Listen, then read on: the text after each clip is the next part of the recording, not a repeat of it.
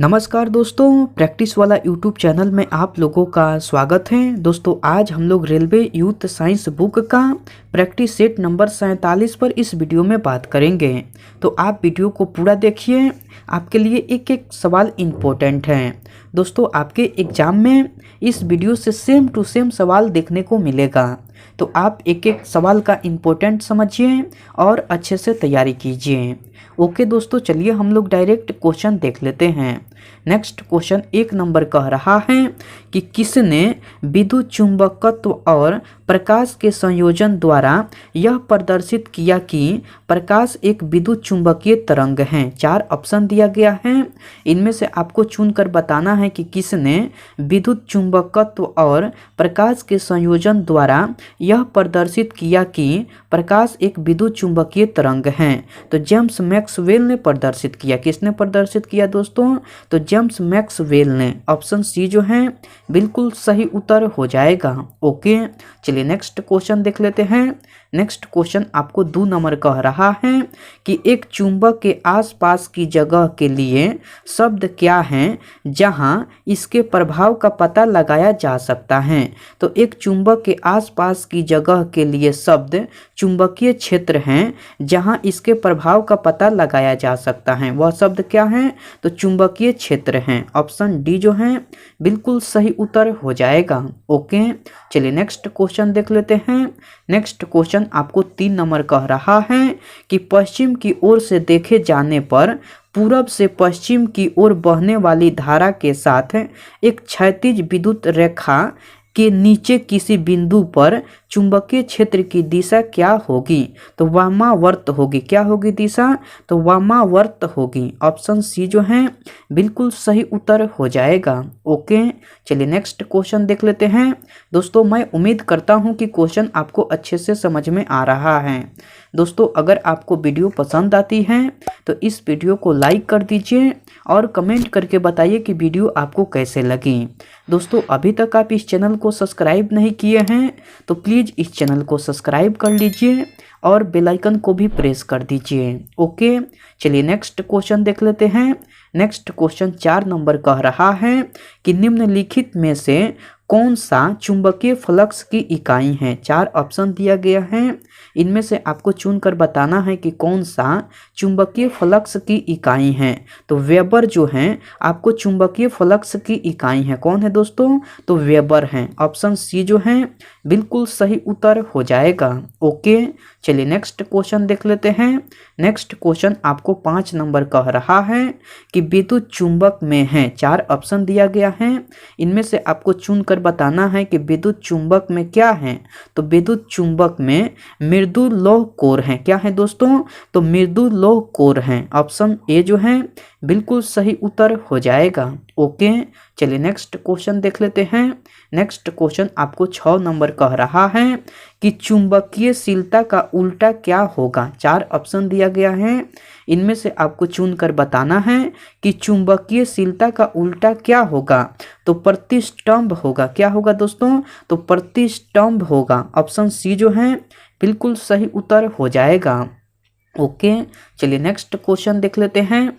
Next question आपको 7 number कह रहा है कि काइल की गति की दिशा चुंबकीय क्षेत्र के सापेक्ष डैश होने पर प्रेरित धारा सबसे अधिक होती है। तो काइल की गति की दिशा चुंबकीय क्षेत्र के सापेक्ष 90 डिग्री होने पर प्रेरित धारा सबसे अधिक होती है। कितने डिग्री होने पर? तो 90 डिग्री होने पर। ऑप्शन सी जो है बिल्कुल सही उत्तर हो जाएगा। ओके, चलिए नेक्स्ट क्वेश्चन देख लेते हैं। नेक्स्ट क्वेश्चन आपको 8 नंबर कह रहा है कि MOS का पूर्ण रूप है। MOS का पूर्ण रूप क्या है? तो मेटल ऑक्साइड सेमीकंडक्टर है। MOS का पूर्ण रूप जो है मेटल ऑक्साइड सेमीकंडक्टर है। ऑप्शन ए जो है बिल्कुल सही उत्तर हो जाएगा। ओके, चलिए नेक्स्ट क्वेश्चन देख लेते हैं। नेक्स्ट क्वेश्चन आपको 9 नंबर कह रहा है कि जब अर्धचालक पदार्थ में दाता प्रकार की अशुद्धि जोड़ी जाती है तब इलेक्ट्रॉन उत्पन्न होंगे और एन टाइप पदार्थ होगा। तो अब क्या होगा दोस्तों? तब इलेक्ट्रॉन उत्पन्न होंगे और एन टाइप पदार्थ होगा। ऑप्शन ए जो है बिल्कुल सही उत्तर हो जाएगा। ओके, चलिए नेक्स्ट क्वेश्चन देख लेते हैं। नेक्स्ट क्वेश्चन आपको 10 नंबर कह रहा है कि जर्मेनियम का प्रयोग मुख्यतः डैश में किया जाता है। 4 ऑप्शन दिया गया है, इनमें से आपको चुनकर बताना है कि जर्मेनियम का प्रयोग मुख्यतः किस में किया जाता है। तो आपको अर्धचालक में किया जाता है। किस में किया जाता है? तो अर्धचालक में। ऑप्शन बी जो है बिल्कुल सही उत्तर हो जाएगा। ओके, चलिए नेक्स्ट क्वेश्चन देख लेते हैं। नेक्स्ट क्वेश्चन आपको 11 नंबर कह रहा है कि प्रकाश उत्सर्जक डायोड यानी कि एलईडी इलेक्ट्रॉनिक उपकरणों में प्रयोग किया जाता है। जैसे कि टेलीविज़न डैश छोड़ती हैं, तो टेलीविज़न जो है रेडियो तरंगे छोड़ती हैं। टेलीविज़न क्या छोड़ती हैं? तो टेलीविज़न जो है रेडियो तरंगे छोड़ती हैं। ऑप्शन सी जो है बिल्कुल सही उत्तर हो जाएगा। ओके, चलिए नेक्स्ट क्वेश्चन देख लेते हैं। नेक्स्ट क्वेश्चन आपको 12 नंबर कह रहा है कि डायोड को एक डैश के रूप में प्रयोग किया जाता है। 4 ऑप्शन दिया गया है, इनमें से आपको चुनकर बताना है कि डायोड को एक डैश के रूप में प्रयोग किया जाता है। तो डायोड को एक रेक्टिफायर के रूप में प्रयोग किया जाता है। किस रूप में प्रयोग किया जाता है?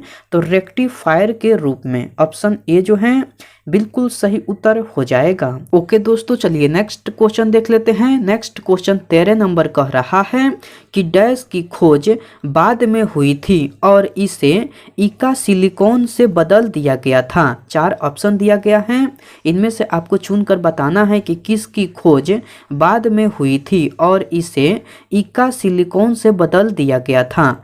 तो जर्मेनियम की खोज बाद में हुई थी और इसे इका सिलिकॉन से बदल दिया गया था। किसकी खोज दोस्तों?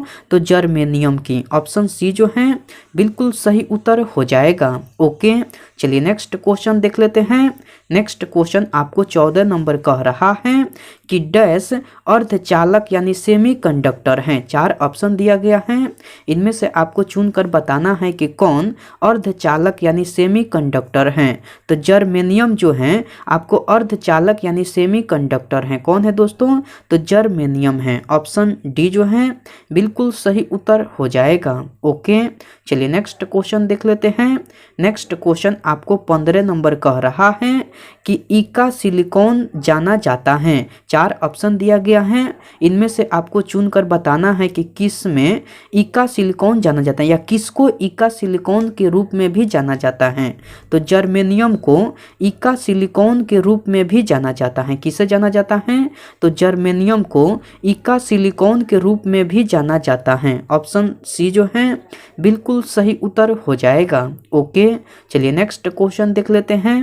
नेक्स्ट क्वेश्चन आपको 16 नंबर कह रहा है कि जर्मेनियम, आर्सेनिक, सेलेनियम और ब्रोमीन के परमाणुओं में डैश कक्षाएं होती हैं। तो इसमें 4 कक्षाएं होती हैं। कितनी कक्षाएं होती हैं? तो 4 कक्षाएं होती हैं। ऑप्शन डी जो है बिल्कुल सही उत्तर हो जाएगा। ओके, चलिए नेक्स्ट क्वेश्चन देख लेते हैं। नेक्स्ट क्वेश्चन आपको 17 नंबर कह रहा है कि एक्स-रे जो अब चिकित्सा के क्षेत्र में दैनिक रूप से रोग निदान के लिए उपयोग किया जाता है, इसकी खोज किसके द्वारा की गई थी? तो इसकी खोज जो है आपको विलियम रोंटगन द्वारा की गई थी। इसकी खोज किसके द्वारा की गई थी? तो विलियम रोंटगन द्वारा की गई थी। ऑप्शन ए जो है बिल्कुल सही उत्तर हो जाएगा। ओके, चलिए नेक्स्ट क्वेश्चन देख लेते हैं। नेक्स्ट क्वेश्चन आपको 18 नंबर कह रहा है कि सूरज की रोशनी को विद्युत ऊर्जा में परिवर्तित करने के लिए सौर ऊर्जा डैश का उपयोग करती है। तो सूरज की रोशनी को विद्युत ऊर्जा में परिवर्तित करने के लिए सौर ऊर्जा फोटोवोल्टिक सेल का उपयोग करती है। किसका उपयोग करती है? तो सौर ऊर्जा फोटोवोल्टिक सेल का उपयोग करती है। किसका उपयोग करती है दोस्तों? तो फोटोवोल्टिक सेल का। ऑप्शन ए जो है बिल्कुल सही उत्तर हो जाएगा। ओके, चलिए नेक्स्ट क्वेश्चन देख लेते हैं। नेक्स्ट क्वेश्चन आपको 19 नंबर कह रहा है कि निम्नलिखित में से किस प्रकार की किरणें पृथ्वी के वायुमंडल में प्रवेश नहीं कर पाती हैं। 4 ऑप्शन दिया गया है, इनमें से आपको चुनकर बताना है कि किस प्रकार की किरणें पृथ्वी के वायुमंडल में प्रवेश नहीं कर पाती हैं। तो एक्स किरणें जो हैं पृथ्वी के वायुमंडल में प्रवेश नहीं कर पाती हैं। किस तरह की किरणें दोस्तों? तो एक्स किरणें पृथ्वी के वायुमंडल में प्रवेश नहीं कर पाती हैं। ऑप्शन बी जो है बिल्कुल सही उत्तर हो जाएगा। ओके, चलिए नेक्स्ट क्वेश्चन देख लेते हैं। नेक्स्ट क्वेश्चन आपको 20 नंबर कह रहा है कि आइंस्टीन का विशेष सापेक्षता का सिद्धांत सबसे पहले किस साल में प्रस्तावित किया गया था। तो सबसे पहले आपको वर्ष 1905 में प्रस्तावित किया गया था। कब प्रस्तावित किया गया था? तो 1905 में। ऑप्शन बी जो है बिल्कुल सही उत्तर हो जाएगा। ओके, चलिए नेक्स्ट क्वेश्चन देख लेते हैं। नेक्स्ट क्वेश्चन आपको 21 नंबर कह रहा है कि निम्न में से किस वैज्ञानिक ने यह दिखाया कि द्रव्य को ऊर्जा में और ऊर्जा को द्रव्य में स्थानांतरित किया जा सकता है। तो अल्बर्ट आइंस्टीन ने दिखाया। किसने दिखाया दोस्तों? तो अल्बर्ट आइंस्टीन ने। ऑप्शन बी जो है बिल्कुल सही उत्तर हो जाएगा। ओके, चलिए नेक्स्ट क्वेश्चन देख लेते हैं। नेक्स्ट क्वेश्चन आपको 22 नंबर कह रहा है कि नैनो साइंस एंड टेक्नोलॉजी यानी कि नैनो मिशन की शुरुआत डैश में की गई थी।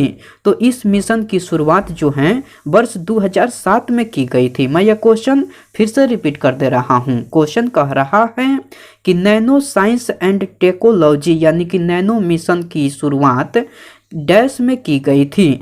तो नैनो मिशन की शुरुआत जो है वर्ष 2007 में की गई थी। ऑप्शन सी जो है बिल्कुल सही उत्तर हो जाएगा। ओके, चलिए नेक्स्ट क्वेश्चन देख लेते हैं। नेक्स्ट क्वेश्चन आपको 23 नंबर कह रहा है कि परमाणु संलयन प्रतिक्रियाएं स्वचालित रूप से होती हैं। तो सूर्य में होती हैं। किस में होती हैं? तो सूर्य में। ऑप्शन ए जो है बिल्कुल सही उत्तर हो जाएगा। ओके, चलिए नेक्स्ट क्वेश्चन देख लेते हैं। नेक्स्ट क्वेश्चन आपको 24 नंबर कह रहा है कि सूर्य की ऊर्जा किस माध्यम से उत्पन्न होती है। 4 ऑप्शन दिया गया है, इनमें से आपको चुनकर बताना है कि सूर्य की ऊर्जा किस माध्यम से उत्पन्न होती है। तो सूर्य की ऊर्जा जो है नाभिकीय संलयन माध्यम से उत्पन्न होती है। सूर्य की ऊर्जा जो है आपको नाभिकीय संलयन माध्यम से उत्पन्न होती है। ऑप्शन ए जो है बिल्कुल सही उत्तर हो जाएगा। ओके, चलिए नेक्स्ट क्वेश्चन देख लेते हैं। नेक्स्ट क्वेश्चन आपको 25 नंबर कह रहा है कि सूर्य की ऊर्जा का स्रोत है। 4 ऑप्शन दिया गया है, इनमें से आपको चुनकर बताना है कि सूर्य की ऊर्जा का स्रोत है। तो नाभिकीय संलयन अभिक्रिया है। सूर्य की ऊर्जा का स्रोत जो है आपको नाभिकीय संलयन अभिक्रिया है। ऑप्शन सी जो है बिल्कुल सही उत्तर हो जाएगा। ओके, आज का प्रैक्टिस सेट में इतना ही सवाल था। मैं उम्मीद करता हूँ कि सारे सवाल आपको याद हो गया होगा। दोस्तों, अगर आपको सारे सवाल याद नहीं हुआ है तो इस वीडियो को फिर से देखिए। आपके लिए एक एक सवाल इम्पोर्टेंट है। आपके एग्जाम में इस वीडियो से सेम टू सेम सवाल देखने को मिलेगा। ओके, मैं आपसे नेक्स्ट वीडियो में मिलता हूँ। तब तक के लिए टेक केयर दोस्तों एंड बाय।